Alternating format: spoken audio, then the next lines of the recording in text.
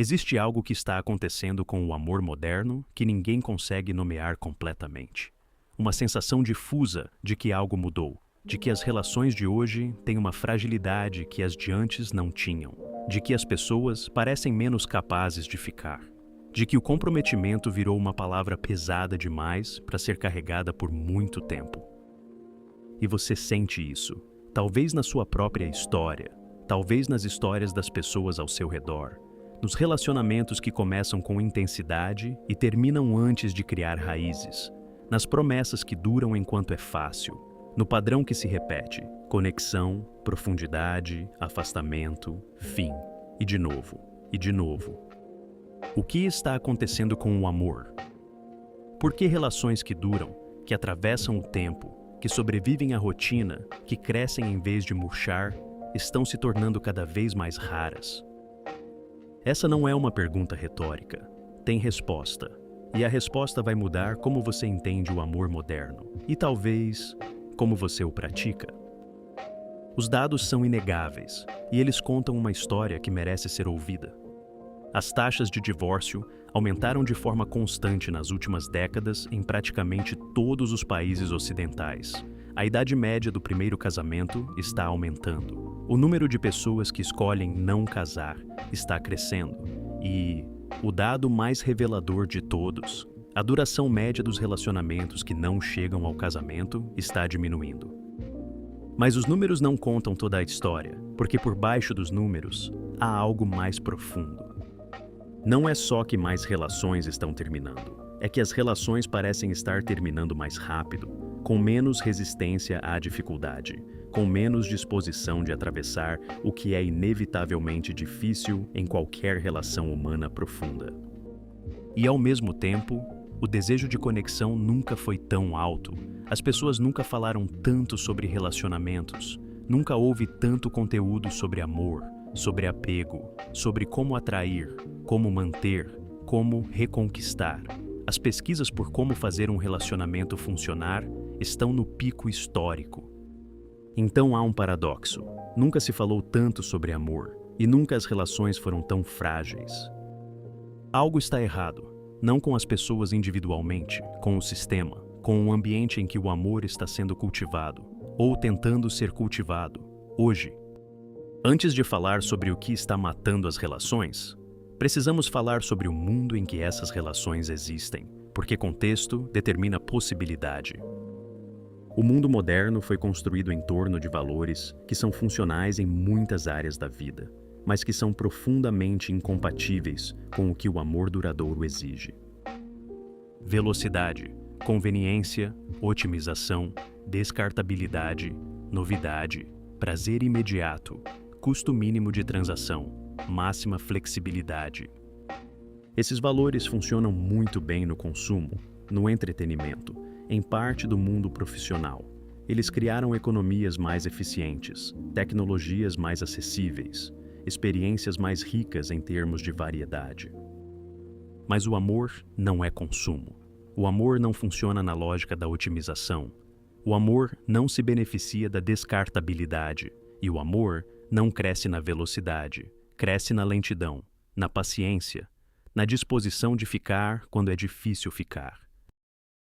E quando você coloca o amor dentro de um ambiente construído sobre valores que são opostos ao que o amor precisa, o amor sofre e as relações ficam mais frágeis, mais curtas, mais descartáveis. Não porque as pessoas são piores, mas porque o ambiente em que vivem treinou seus cérebros para funcionar de formas que são incompatíveis com o amor duradouro. Existe uma série de forças que estão operando simultaneamente sobre o amor moderno. Cada uma delas, por si só, seria manejável. Juntas, elas criam um ambiente onde o amor duradouro precisa de um esforço consciente que a maioria das pessoas não foi preparada para fazer. A primeira força, a ilusão de que existe sempre uma opção melhor.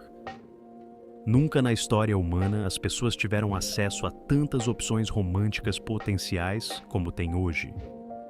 Os aplicativos de relacionamento colocaram literalmente milhares de perfis na palma da mão de qualquer pessoa, e com eles veio algo que os psicólogos chamam de paradoxo da escolha. a descoberta contraintuitiva de que mais opções não geram mais satisfação, geram menos. Porque quando você tem muitas opções, você nunca tem certeza de que escolheu a melhor. Cada escolha que você faz vem acompanhada da consciência de que há outras opções que não foram exploradas, que talvez houvesse algo melhor, que talvez a próxima pessoa seja mais compatível. E essa consciência de que sempre há mais opções torna o comprometimento com qualquer opção específica fundamentalmente mais difícil. Porque comprometimento significa fechar as outras portas. E fechar as outras portas parece cada vez mais difícil quando você sabe exatamente quantas portas existem. Barry Schwartz, que estudou o paradoxo da escolha profundamente, chegou a uma conclusão que é diretamente aplicável ao amor moderno. Em ambientes de escolha abundante, as pessoas são mais infelizes com o que escolhem, porque a comparação com o que não escolheram está sempre presente, porque o padrão de referência nunca para de subir. E numa relação, isso se manifesta de formas específicas e devastadoras. A pessoa que está com você está mentalmente checando se você ainda é a melhor opção. Não necessariamente de forma consciente, mas o ambiente treinou o cérebro para pensar em termos de otimização. E otimização constante é incompatível com o comprometimento que uma relação duradoura exige. A segunda força, a cultura do descarte. Vivemos numa cultura que normalizou o descarte. Quando algo não funciona perfeitamente, jogamos fora e pegamos outro. Celular com um scratch, roupa que passou de moda, aplicativo que deu problema. E essa lógica, que é funcional para objetos, foi sendo transferida para relações, inconscientemente, mas de forma que é visível nos padrões de comportamento. Quando a relação fica difícil, em vez de trabalhar a dificuldade, a pergunta que surge é: vale a pena? E a resposta, num ambiente de opções abundantes, frequentemente é não. Não porque a relação não tivesse valor, mas porque a dificuldade em si foi reinterpretada como sinal de incompatibilidade em vez de como parte natural de qualquer relação profunda. E aqui está o que é crucial entender. Toda relação que dura passa por momentos em que seria mais fácil sair do que ficar. Momentos de conflito profundo, de distância que parece intransponível, de questionamentos sobre se foi a escolha certa. As relações que duram são as que atravessaram esses momentos. Não porque os dois eram perfeitos, porque os dois estavam comprometidos o suficiente para atravessar o difícil sem desistir na primeira dificuldade. E numa cultura que normalizou o descarte, a disposição de atravessar o difícil está sendo erodida, sistematicamente, em cada interação que treina o cérebro para esperar conveniência e facilidade. A terceira força, o amor que foi confundido com sentimento. Existe uma confusão fundamental que está no centro de muito do que está matando as relações longas. A confusão entre amor e sentimento de amor. O sentimento de amor, a intensidade emocional do começo, a dopamina, a euforia da atração, o entusiasmo do novo, é real, é poderoso e é temporário por natureza. Esse sentimento dura, em média. A fase intensa do apaixonamento dura entre 18 meses e 3 anos. Depois, ele muda, não necessariamente desaparece, mas muda de natureza, fica mais quieto, mais sutil, mais construído e menos espontâneo. E quando o sentimento muda, muitas pessoas interpretam essa mudança como sinal de que o amor acabou, como evidência de incompatibilidade, como indicativo de que a relação chegou ao fim. Mas Erich Fromm, que pensou sobre o amor com mais profundidade do que quase qualquer pensador do século XX, foi claro: amor maduro não é sentimento, é ação, é escolha, é prática. É o ato de querer o bem do outro e de agir em direção a esse bem de forma consistente ao longo do tempo. O sentimento de amor é o convite. Amor de verdade é o que você constrói depois que o convite foi aceito. E numa cultura que confunde os dois, quando o sentimento muda, as pessoas vão embora, em busca do próximo convite, da próxima intensidade, da próxima dose de dopamina que parece amor, mas que é apenas o começo do caminho para o amor. E ficam numa busca perpétua pelo início das relações, que é sempre o mais fácil, que é sempre o mais intenso, que nunca exige o trabalho real. A quarta força, as feridas não trabalhadas que se repetem. Existe uma dimensão psicológica do problema, que é central e que raramente recebe a atenção que merece. A maioria das pessoas que hoje tem dificuldade em criar relações duradouras não tem dificuldade por falta de amor, tem dificuldade porque carrega feridas não trabalhadas que se repetem em cada nova relação. Estilos de apego formados na infância que criam padrões: ansioso, evitante, desorganizado, que se manifestam nas relações adultas de formas que sabotam o que a pessoa diz que quer. A pessoa com apego ansioso, que precisa de reasseguramento constante, que interpreta a neutralidade como rejeição, que intensifica quando o parceiro se afasta e que por isso afasta o parceiro ainda mais. A pessoa com apego evitante, que sente sufocamento quando a relação aprofunda, que cria distância quando a intimidade aumenta, que prefere a segurança do isolamento à vulnerabilidade da conexão real. E essas pessoas não são más pessoas, são pessoas que foram formadas por experiências que ensinaram que intimidade é perigosa, que dependência é vulnerabilidade inaceitável, que ser visto completamente é arriscado demais. E elas entram nas relações com essas programações intactas, e as relações sofrem, e terminam, e elas não entendem por quê, porque o problema não é visível de dentro. John Bowlby passou décadas documentando como os padrões de apego da infância, a forma como fomos cuidados pelos nossos primeiros cuidadores, moldam nossa capacidade de criar vínculos seguros na vida adulta. E ele foi claro: esses padrões não mudam automaticamente. Mudam através de trabalho consciente, de terapia, de relações que oferecem experiências corretivas repetidas ao longo do tempo. Sem esse trabalho, os mesmos padrões se repetem em relações diferentes, com pessoas diferentes, mas com o mesmo resultado. A quinta força, as redes sociais e a comparação constante.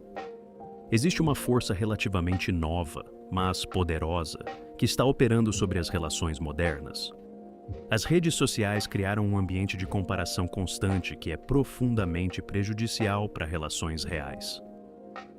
No Instagram, no TikTok, em qualquer plataforma, você vê o highlight reel das relações dos outros, os momentos mais bonitos, as declarações mais tocantes, as viagens, os presentes, os gestos, a versão editada e filtrada do que o amor parece. E você compara essa versão editada com a versão crua da sua própria relação, com as brigas reais, com os momentos de distância, com a rotina que não tem filtro, com os dias em que o amor parece mais trabalho do que sentimento. E aí vem a dúvida: será que o que tenho é suficiente? Será que deveria ser mais fácil? Será que o que estou vendo lá fora é o que o amor realmente parece? E o que tenho é menos do que deveria? E essas dúvidas, alimentadas por comparação com versões irreais do amor, vão corroendo a satisfação com o que é real, vão criando uma insatisfação que não tem objeto claro, que não é sobre nada específico que o parceiro fez, mas que vai ficando mais pesada até que se torna razão suficiente para ir embora. Quando o ambiente em que vivemos torna as relações longas, difíceis de construir e de manter, o impacto não é abstrato, é concreto, é vivido, é sentido de formas que afetam tudo. O impacto da solidão crônica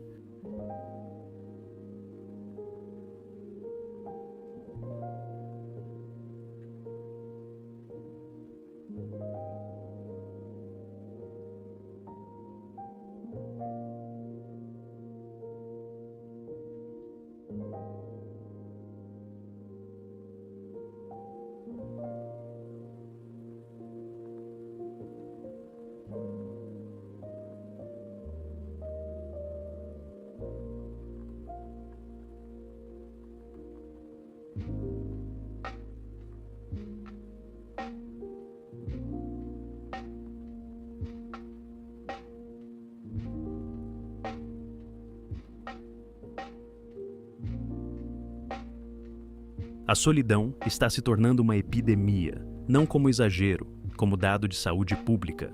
Pesquisadores identificaram a solidão crônica como risco de saúde equivalente a fumar 15 cigarros por dia, com impacto no sistema imunológico, na saúde cardiovascular, na saúde mental. E a solidão moderna tem uma característica específica. É uma solidão que coexiste com hiperconectividade. As pessoas nunca tiveram tantos contatos digitais, tantos seguidores, tantas interações online, e nunca se sentiram tão desconectadas de forma profunda. Porque conexão digital não substitui conexão real. Não substitui o ser visto de forma completa por alguém que te conhece ao longo do tempo. Não substitui a intimidade que só se constrói na profundidade de uma relação que durou o suficiente para criar história.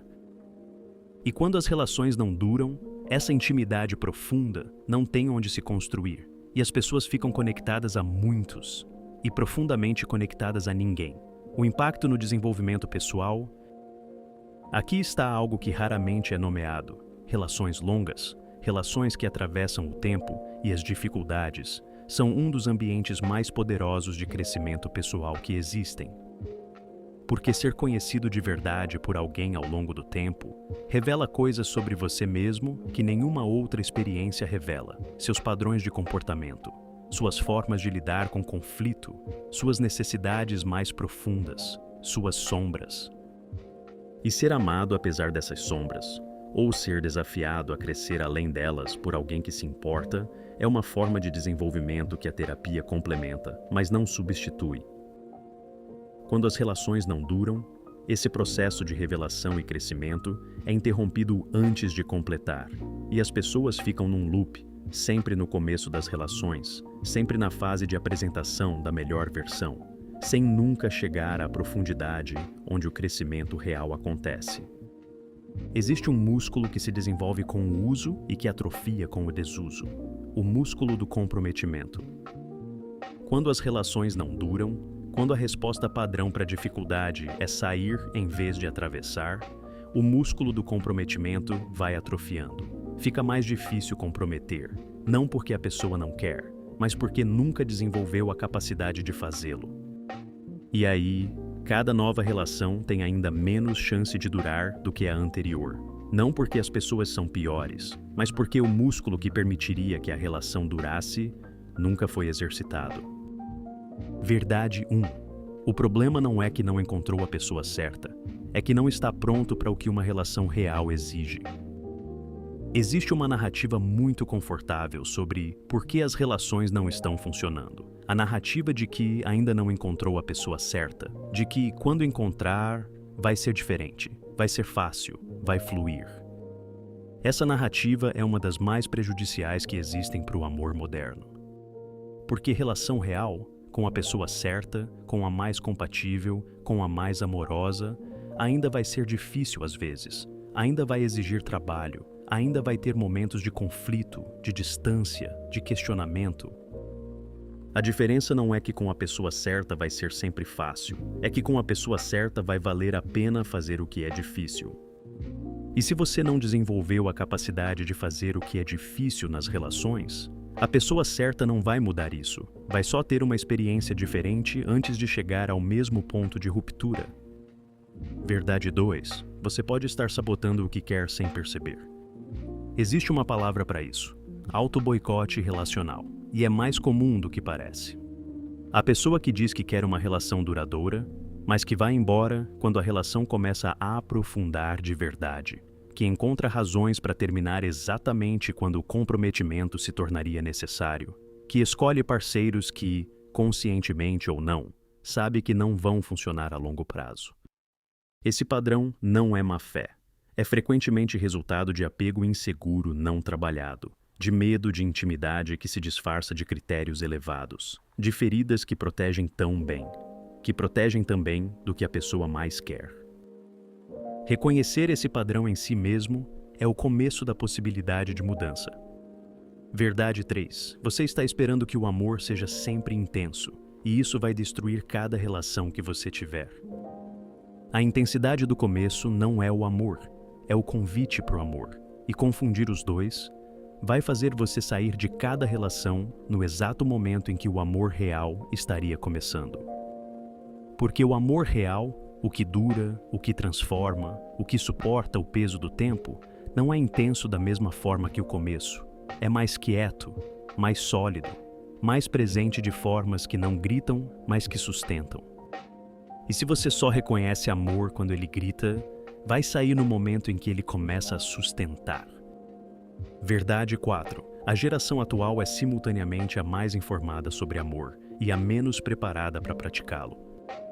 Nunca houve tanta informação sobre psicologia do amor, sobre estilos de apego, sobre linguagens do amor, sobre como se comunicar numa relação, sobre red flags e green flags. E ao mesmo tempo, as relações nunca foram tão frágeis.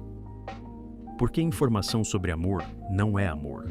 Saber teoricamente como uma relação deveria funcionar não desenvolve a capacidade emocional de fazê-la funcionar na prática. E às vezes o excesso de informação se torna um problema em si, porque cria a ilusão de que se você identificar os padrões certos no outro, a relação vai funcionar. Que se ele tiver as linguagens do amor certas, o estilo de apego certo, os valores certos, vai ser fácil. Mas relações não são algoritmos, são processos, que exigem mais do que identificação dos padrões certos, que exigem a prática difícil e diária de estar presente, de comunicar, de ceder, de crescer junto, mesmo quando é mais fácil sair. Existem relações que duram, que atravessam o tempo, que saem das dificuldades mais fortes do que entraram, que depois de décadas ainda têm algo vivo e real. O que essas relações têm em comum? Não em termos de compatibilidade inicial, em termos do que foi construído ao longo do tempo. Elas escolheram comprometimento antes de ter certeza. Aqui está algo contraintuitivo, mas verdadeiro. Relações duradouras raramente foram construídas por pessoas que tinham certeza absoluta no momento do comprometimento. Foram construídas por pessoas que escolheram comprometer-se apesar da incerteza, que entenderam que certeza não é pré-requisito para o comprometimento, é o resultado do comprometimento ao longo do tempo. Certeza não precede o compromisso, emerge dele. E numa cultura que espera certeza antes de comprometer, o comprometimento raramente acontece, porque a certeza que espera nunca chega da forma que imagina. Elas trataram a dificuldade como informação, não como sinal para sair. Casais que duram aprenderam, de forma consciente ou não, que dificuldade numa relação não é evidência de incompatibilidade, é convite para crescimento, é a relação pedindo que os dois cresçam, de formas que sozinhos não cresceriam. E eles atravessaram, não porque foi fácil, porque entenderam que o que estava do outro lado da dificuldade era algo que valia mais do que a facilidade de sair. Elas investiram na relação como se fosse um ser vivo. Relações que duram são tratadas como seres vivos, que precisam de atenção, de cuidado, de alimentação regular, que murcham quando negligenciadas, mesmo que as pessoas dentro delas não estejam ativamente destruindo nada. Casais que duram criam rituais de conexão, conversas regulares que vão além da logística, momentos de presença intencional, formas de se reconhecer e de se valorizar que não dependem de circunstâncias especiais. Eles não esperam as relações se sustentarem sozinhas, eles as sustentam ativamente. Elas desenvolveram a capacidade de reparo. Toda relação produz rupturas, momentos de conflito, de distância, de mágoa. Não há relação que escape disso. O que diferencia relações que duram de relações que terminam não é a ausência de rupturas, é a capacidade de reparo, de voltar depois do conflito, de pedir desculpa quando necessário, de receber o pedido de desculpa, de criar formas de retornar à conexão depois da distância. Gottman chamou isso de repair attempts, as tentativas de reparo que um parceiro faz depois de um conflito, e descobriu que a capacidade de aceitar essas tentativas é um dos maiores preditores de sucesso num casamento. Casais que duram são bons em se reparar, não em não se machucar, em voltar depois de se machucar. Elas cresceram juntas em vez de separadamente. Relações que duram não são relações onde os dois ficaram iguais ao longo do tempo. São relações onde os dois cresceram, de formas que foram, de alguma forma, sincronizadas. Não crescimento idêntico, crescimento compatível, onde a evolução de um não exclui o outro, mas onde os dois continuam encontrando formas de estar juntos dentro das versões que foram se tornando. E isso exige comunicação contínua, curiosidade contínua um pelo outro, disposição de se reapresentar e de conhecer de novo a pessoa que o parceiro foi se tornando. Relações que duram não são estáticas, são vivas, em movimento, em evolução constante. Se relações duradouras são raras, como você constrói uma? Com consciência, com intenção, com as ferramentas certas e com o entendimento correto do que o amor maduro exige. Primeiro, para de buscar a pessoa perfeita. Começa a ser a pessoa certa. A busca pela pessoa perfeita é um dos maiores obstáculos para o amor duradouro. Não porque padrões sejam errados, mas porque a perfeição que se busca frequentemente é uma projeção, uma construção que não corresponde a nenhuma pessoa real. E enquanto você busca o que é perfeito, pessoas reais e valiosas passam, pessoas que não atingem a perfeição da projeção, mas que poderiam construir algo extraordinário com você. Começa a perguntar não, ela ou ele é perfeito, mas há algo aqui que vale ser construído? Há compatibilidade suficiente, há respeito, há atração, há valores compartilhados suficientes para que o que não existe ainda possa ser construído ao longo do tempo. Segundo, faz o trabalho interno antes de exigir do externo. Se você tem padrões de apego inseguros, ansioso, evitante ou desorganizado, eles vão aparecer em qualquer relação, com qualquer pessoa, independente de quão compatível ela seja. Trabalha isso, em terapia, em autoconhecimento real, em disposição de olhar para os padrões que você repete e entender de onde eles vêm e como podem ser transformados. Porque o trabalho interno que você faz antes de entrar numa relação, ou dentro de uma relação, é o investimento que mais impacta a probabilidade de sucesso, mais do que encontrar a pessoa certa, mais do que qualquer estratégia de relacionamento. Terceiro, aprende a distinguir dificuldade de incompatibilidade. Nem toda dificuldade é sinal para sair. Nem todo conflito é evidência de que a relação não funciona. Nem toda fase difícil é o fim da relação. Desenvolver a capacidade de distinguir dificuldade que pode ser trabalhada de incompatibilidade fundamental. É uma das habilidades mais importantes que um ser humano pode desenvolver em termos de amor. Dificuldade que pode ser trabalhada, formas diferentes de comunicação, ritmos diferentes de vida, desentendimentos sobre decisões específicas, fases de distância que fazem parte do ciclo natural de qualquer relação. Incompatibilidade fundamental, valores centrais que conflitam de forma irreconciliável, formas de tratar o outro que são consistentemente prejudiciais, ausência de respeito básico, diferenças de visão de vida que tornam impossível construir algo compartilhado. Aprender essa distinção salva relações que valiam ser salvas e permite sair de relações que não têm fundação, sem o peso desnecessário de ter desistido de algo que poderia ter durado.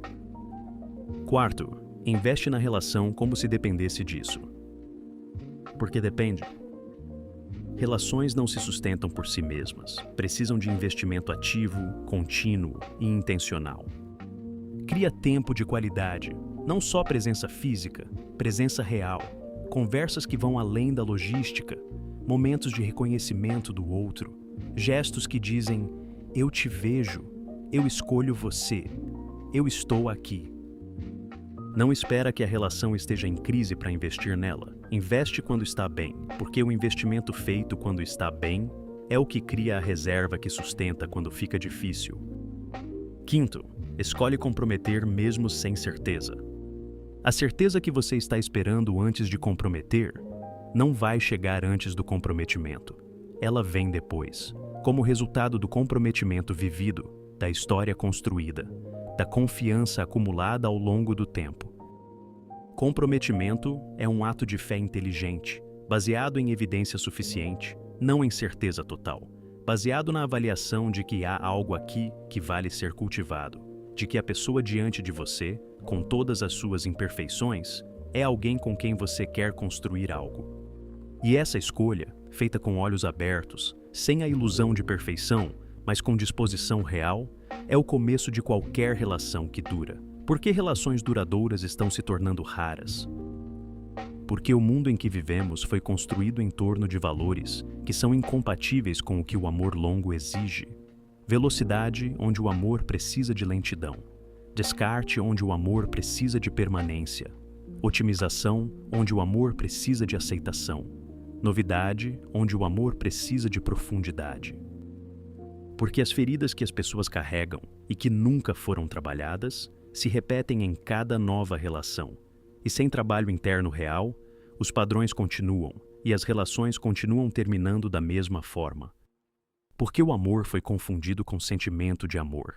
E quando o sentimento muda, como inevitavelmente muda, as pessoas vão embora em busca do próximo início, sem nunca chegar ao que está depois do início. Mas relações duradouras existem, são possíveis e são construídas por pessoas que entenderam algo que a maioria não entendeu. Que o amor longo não é encontrado, é construído, tijolo por tijolo, escolha por escolha, dificuldade por dificuldade atravessada, dia por dia em que você escolhe ficar, não porque é fácil, mas porque é real, não porque é sempre intenso, mas porque é profundo, não porque é perfeito, mas porque é verdadeiro. E verdadeiro dura, quando é cuidado, quando é escolhido, quando é tratado com a seriedade que a coisa mais importante da vida humana merece. O amor que você quer não está no próximo perfil, está no trabalho que você está disposto a fazer, dentro de você e dentro da relação quando ela aparecer. Deixa nos comentários o que você acha que está destruindo as relações modernas e o que você já fez ou deixou de fazer que afetou uma relação sua.